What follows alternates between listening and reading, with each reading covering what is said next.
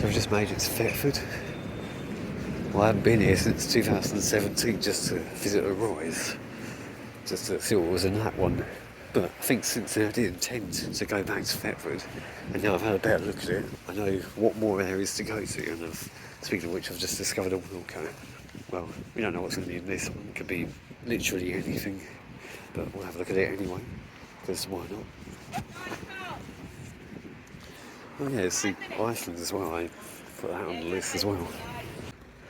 Okay, apparently there's a pound stretchers right next to the Wilco as well. The pound stretchers has an addressable Xylon system like what they have in B&Q, but only this one has addressable sounders, and the Wilco has an old style Gen ZX with flashlights. Now let's have a look at this, what appears to be demodernised Iceland. And demodernised it is indeed. This original pre-Tycho ADT call point made it to top 20 at number 15 of 2022. And yet prior I was worried it might have Fike in it. But if it has Fike, I will not be going in there. I will not be impressed. But I did look, this one was there before 2009.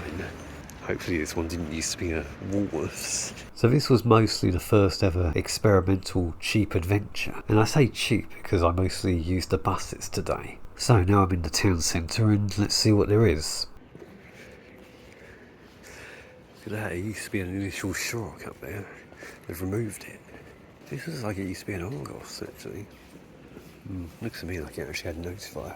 Now I'm still not exactly sure what there actually is to this episode, hence I may have put it off for 3 years straight, and it's taken this long for me to get round to finishing it. There's a ZX in there. Well, at least now I've actually done it, I've made it look a bit more interesting, but I am sorry for the long wait for this episode and the following ones. That's quite clearly a generic system you've got in there. That place doesn't look like it has anything at all. Much like any bleak high street like this one, there isn't all that much to it.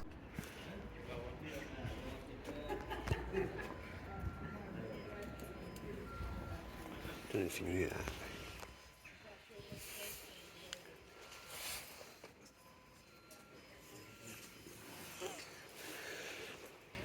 I think that's a new about there. There may not have been much to see, but I think the best find of the day was a Firelight brand KAC Series 2, although the rest of the system wasn't completely original. The panel was just a CFP, there were Series 65 detectors, I think, and unbranded Banshee sounders. Yeah, apparently there's a nice half Menvia system in there, and let's see what this one has. Oh, that's good enough. Short as the town centre visit may have been, it was time for me to move on. Okay, slightly bad luck with the slightly modern Hochiki system in Tesco Express. Not that I hate modern Hochiki, that is, but just a bit boring to see the same system over and over again. Judging by its modern addressable system, I figured this Tesco Express was pretty much brand new. But when I looked closely at it, I realised it was actually from 2004. If it had a new system put in at the same time, it is possible that most of it could have been short-lived, much like Tesco in Leytonstone. Let's just see if there's anything good in this one then. I checked to see if this one was old enough to visit. It was. Let's see if it has any old equipment still left in it. Despite it being an earlier store, but it looks like its fire alarm system is brand new. This Audi was just downright rejected for having Fike. Oh no, that's Fike. Okay, we're not going in there then. This Audi may have been there for a while, but it's been modernised with horrible Fike. So here we are on the long walk towards Sainsbury's now. Yeah, like in most other episodes, I'm walking quite a long distance again, much like Orpington to Footscray and Chingford to Meridian Water, but maybe this isn't quite as long. On the way there, we're currently having to face hailstones. It's just a good thing this section of path is pretty much sheltered.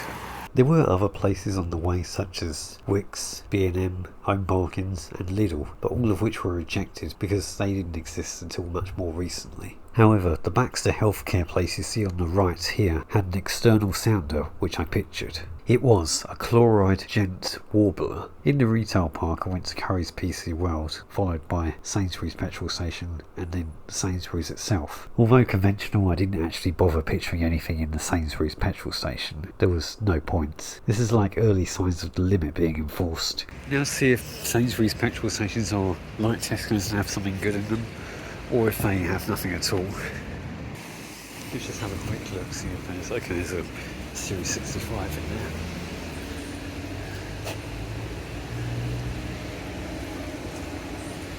Do you took your time opening?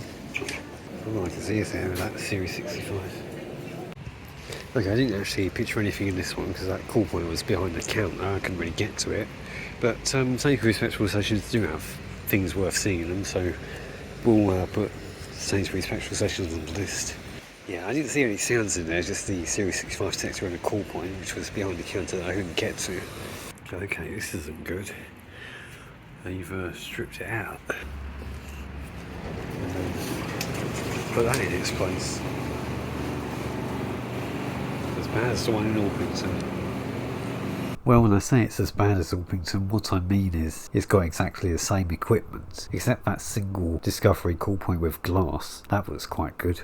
Okay, this Sainsbury's had clearly been modernised inside and, well, not outside, but still. So it wasn't really all that interesting, apart from the one call point that had a glass instead of a resettable element.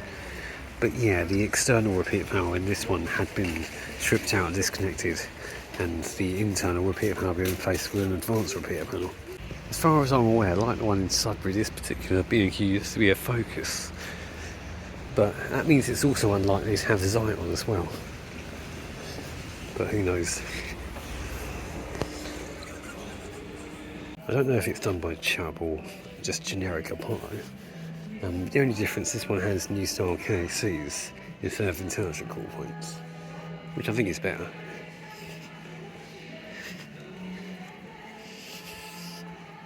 When I was finished with this retail park, I walk a very long distance once again from the far west side of Thetford all the way to the far east side of Thetford. But on my way, when I get back to the town centre, I decide to chill for a bit. Whilst chilling on King Street, I see a van being taken away by a recovery vehicle.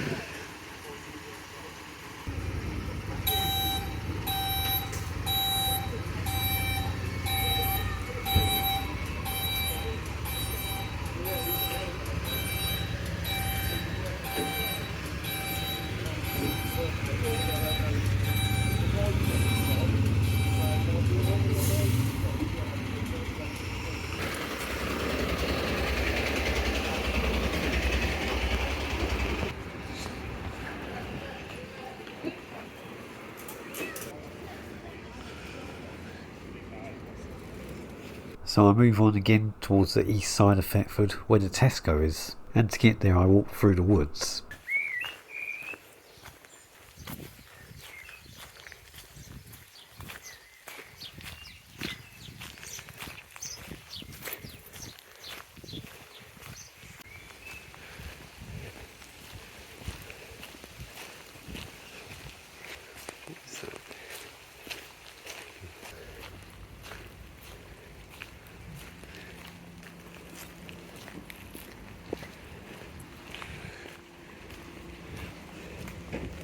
think you'll find that sign's the wrong way round.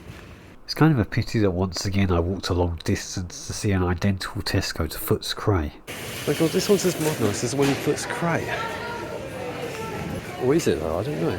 Apart from the identical MX Pro 5, I'm unsure what was actually in Foots Cray Tesco, as I downright rejected it and never actually went into it, because I didn't have time to anyway. Okay, there are some remainders on this firing system at least. There's loads of Roshnis. But how many I'm not sure. And are there any detectors left on the old system? Who knows?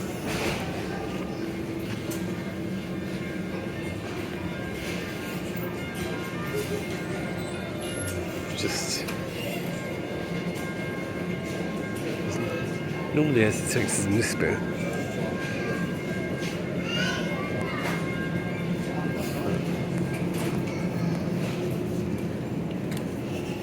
Can't seem to find any detectors at all. Just addressable stuff all over the place. That's just a disgusting sight there.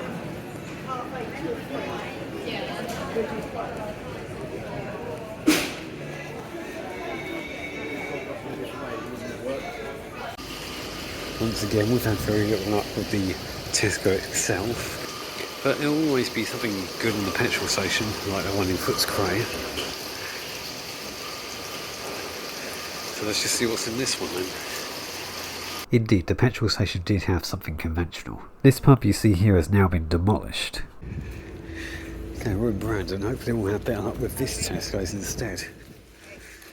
It's much smaller and much more unique, so it's bound to have something probably different. Yes, later on I moved on to Brandon and decided to finish things off with that Tesco.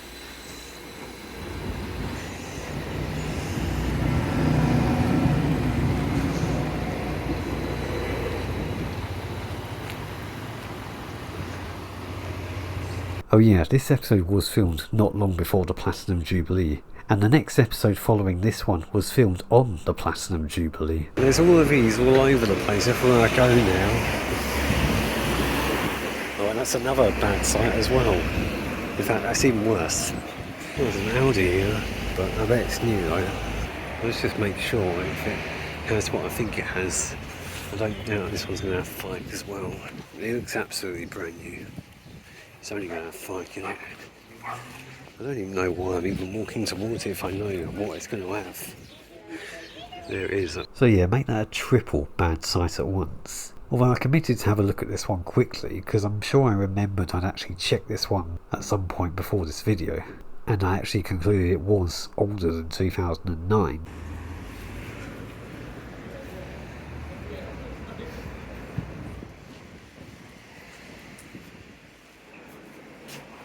Is that a 5 cents panel in there? So on that note, now it's all down to the Tesco. So here we are, the final Tesco of the day, most likely.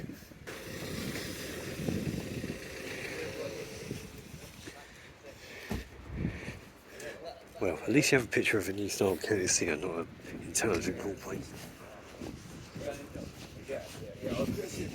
Is that a different Kentic? Oh yeah, how cheeky, that's more like it. Finally a Tesco with a decent firing system. It's very small, isn't it? There was a bus stop right outside the Tesco, and that's where I'd be getting the bus back to base. So this has definitely been a more cheap adventure. And I guess a slightly boring one, hence I may not have had the motivation to finish this episode over the last 3 years. But I promise I'll try and be quicker than that with all the rest.